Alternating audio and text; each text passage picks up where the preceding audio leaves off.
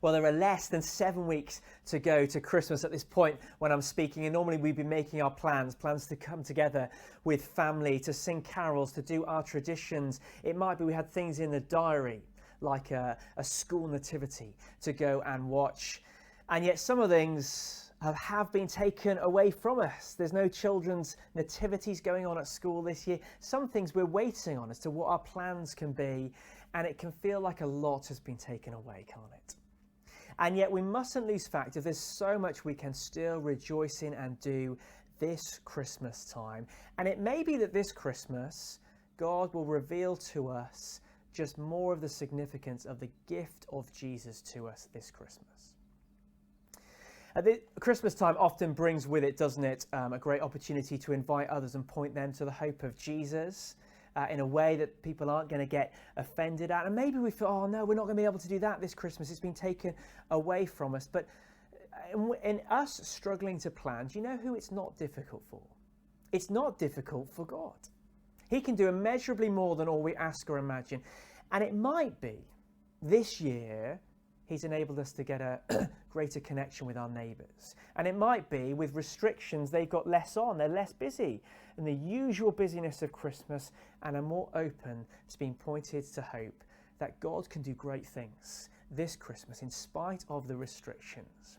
So as a church together, let's encourage one another by praying and looking to God to do great things. And let's persevere in that.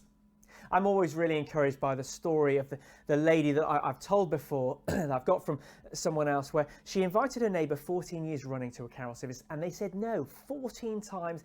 And on the 15th time, she invited them, she said yes, they came and became a Christian. That's a great encouragement to persevere through this time, isn't it? And point people to Jesus. And yet we recognise this Christmas is going to be a little bit different. So here are some thoughts around that. The first is to just try and provoke curiosity in those around us. We've been doing that.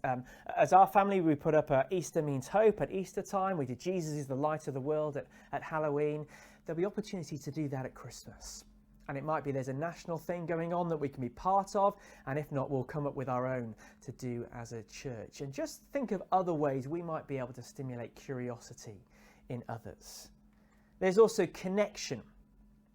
Last year, we invited most of our neighbours around for mince pie and mulled wine. Lots of them came. It was a great time connecting together.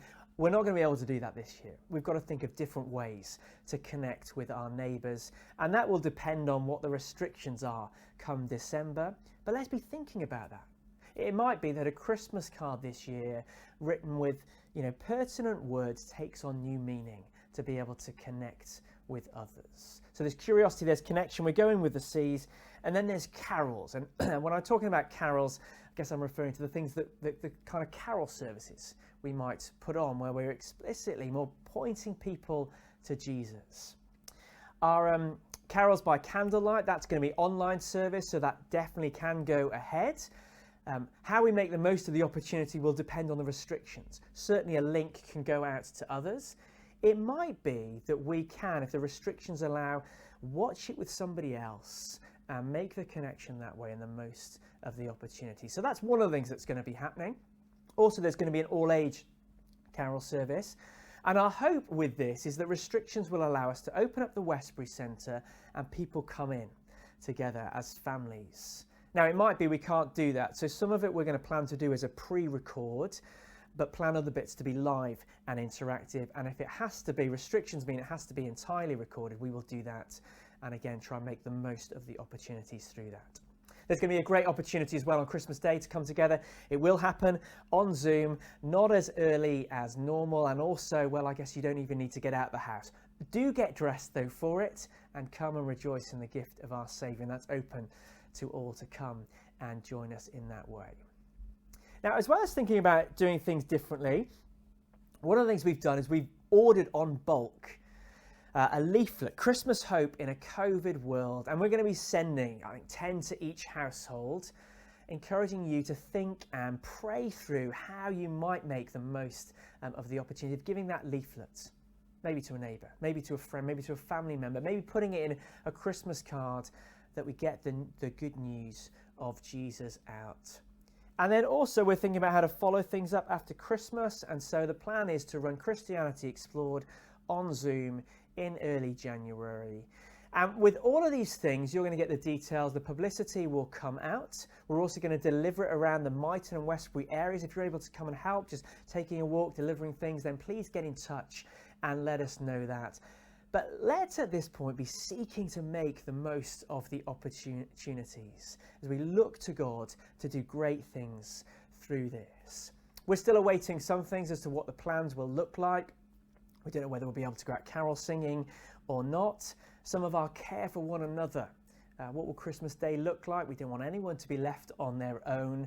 What that looks like will depend on what the restrictions are come the time. So do be checking out the email correspondence and the website for further details in all of these areas as we seek to get one another to rejoice in Jesus this Christmas and point others to that. Because at Christmas time, we remember God sending an angel announcing the good news to the shepherds.